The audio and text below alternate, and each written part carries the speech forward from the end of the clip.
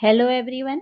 आज हम कक्षा 8 हिंदी बसंत पाठ 7 क्या निराश हुआ जाए पाठ का एनसीईआरटी सॉल्यूशन करने जा रहे हैं। इस पाठ के लेखक हजारी प्रसाद द्विवेदी जी हैं। प्रस्तुत पाठ में आजकल के समाचार पत्रों में छप रही चोरी, भ्रष्टाचार, हिंसा यानी लड़ाई झगड़ा, बेईमानी आदि की खबरों को पढ़ने से समाज में निराशा का जो वातावरण बना है उस पर लेखक ने चिंता व्यक्त की है। यद्यपि समाज में अच्छे और बुरे दोनों प्रकार के लोग हैं, पर हमें अच्छे काम करने वालों से प्रेरणा लेकर आशावादी होना चाहिए। प्रश्न 1, लेखक ने स्वीकार किया है कि लोगों ने उन्हें भी धोखा दिया है, फिर भी वह निराश नहीं है। आपके विचार से इस बात का क्या कारण हो सकता है?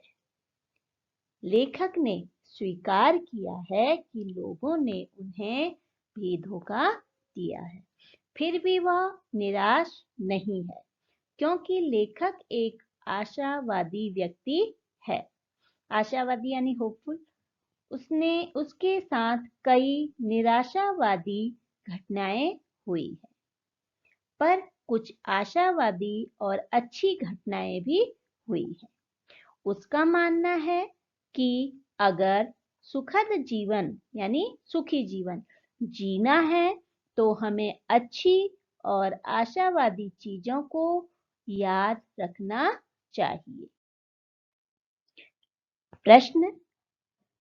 अगला प्रश्न है, दोषों का पर्दाफाश करना कब बुरा रूप ले सकते हैं?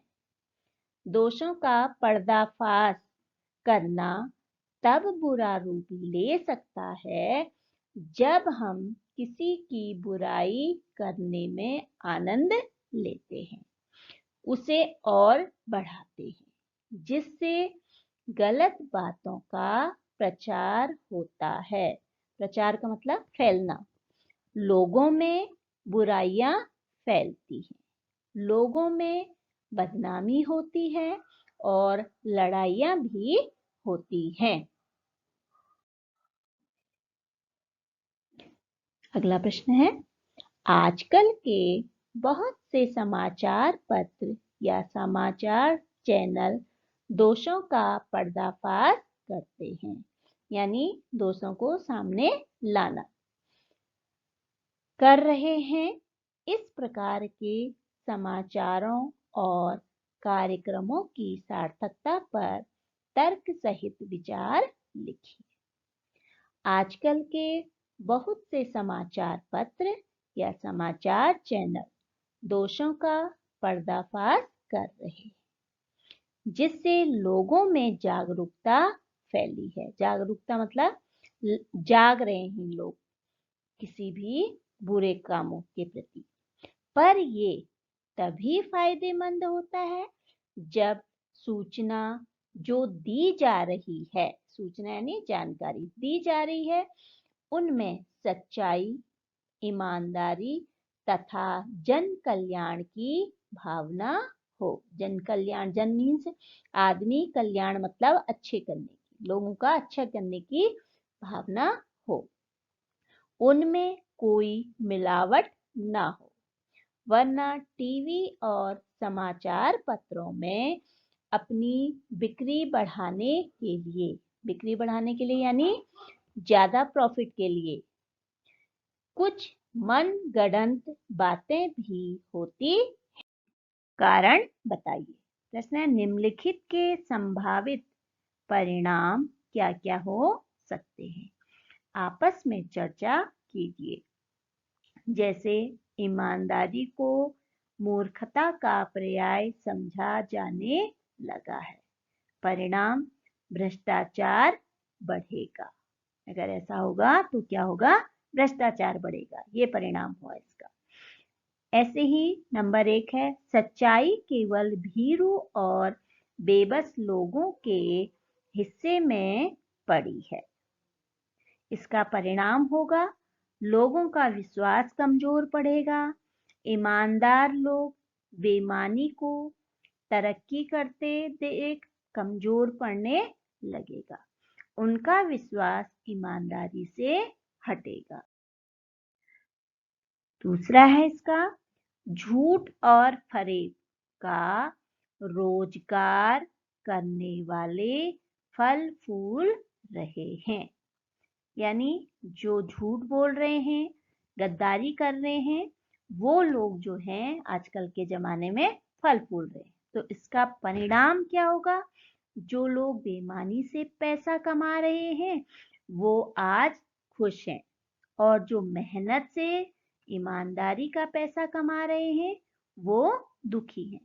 तो लोगों में इससे भ्रष्टाचार फैलेगा। तीसरा है हर आदमी दोषी अधिक दिख रहा है, गुणी कम। गुणी यानी गुणवान, अच्छे गुण। इसका परिणाम होगा भ्रष्टाचार की वजह से लोगों में अविश्वास बढ़ेगा। हर आदमी अपने से दूसरे व्यक्ति को दोषी मानेगा। सार्थक शीर्षक। लेखक ने लेख का शीर्षक क्या निराश हुआ जाए क्यों रखा होगा? क्या आप इससे भी बेहतर शीर्षक सुझा सकते हैं? उत्तर।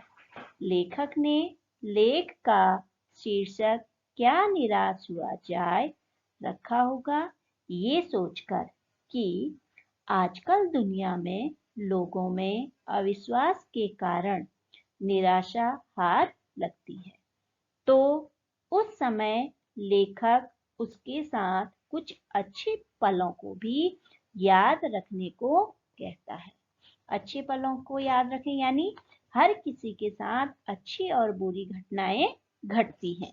इसलिए लेखक यहाँ पे कह रहा है कि हमें अच्छी बातों को ही अपने ध्यान में रखना है। इसलिए वो कहता है कि कुछ बुराइयों को देखकर हमें अपने साथ हुई अच्छाइयों को नहीं भूलना चाहिए। हमें निराश नहीं होना चाहिए। मेरे हिसाब से इसका एक बेहतर शीर्षक हो सकता है हम आशावादी हुए जाएं।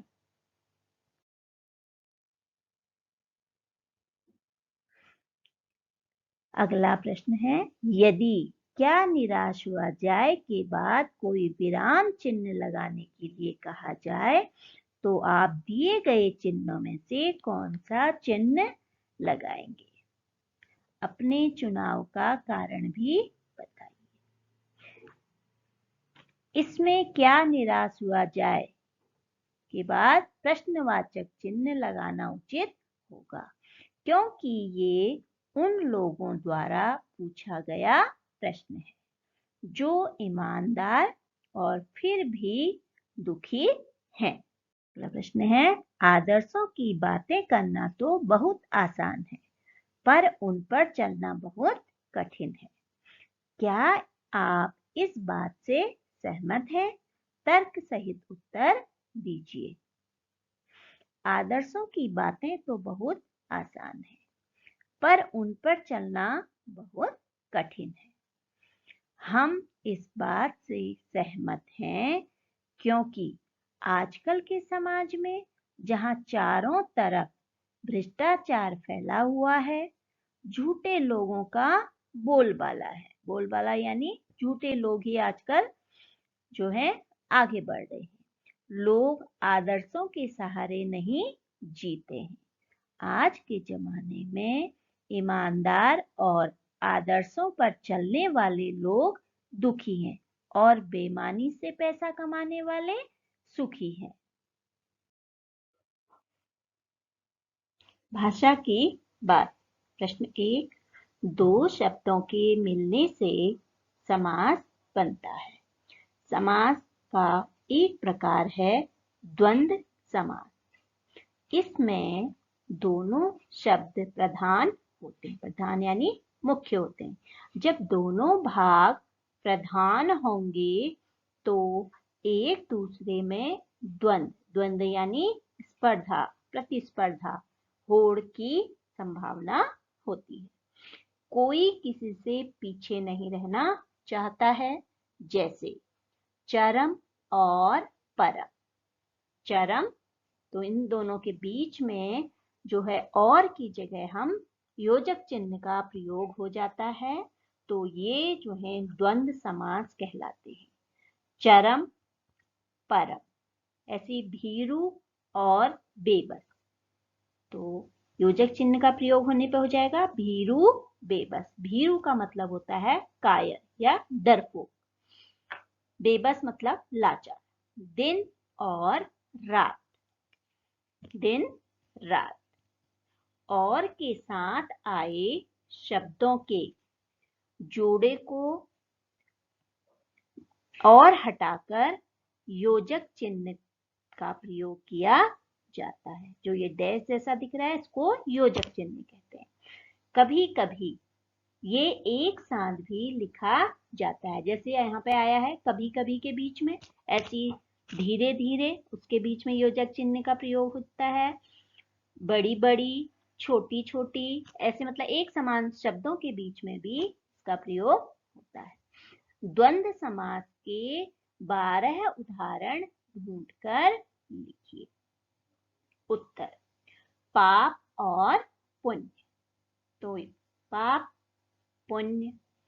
ऊंच और नीच। ऊंच नीच। माता और पिता। माता पिता। खरा और खोटा। खरा खोटा। खरा मतलब सच्चा, खोटा मतलब झूठा।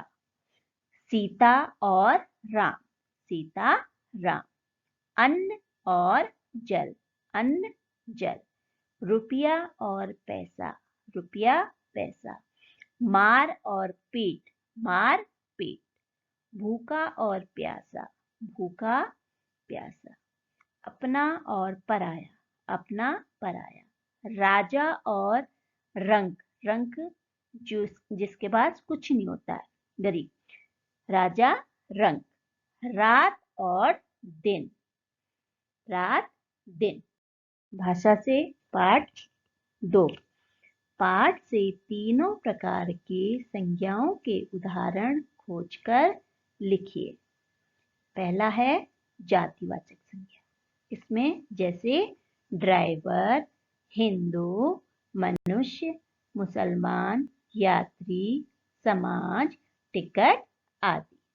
दूसरा है व्यक्तिवाचक संज्ञा, जैसे तिलक, भारत, मदन मोहन मालवीय, कृषि, वाणिज्य आदि। अगला है भाववाचक संज्ञा, डकैत, झूठ, बेईमानी, ईमानदारी, मोह, दया, धोखा आदि। बच्चों, अगर आपको हमारी वीडियो पसंद आई है तो वीडियो को लाइक करें। नई वीडियो के लिए अरिंजय एकेडमी को सब्सक्राइब करना ना भूलें और अपने फ्रेंड्स के साथ शेयर करें, WhatsApp, Facebook, LinkedIn and Twitter पर। अगर आपको कोई क्वेरी है तो आप कमेंट बॉक्स में हमसे पूछ सकते हैं। धन्यवाद।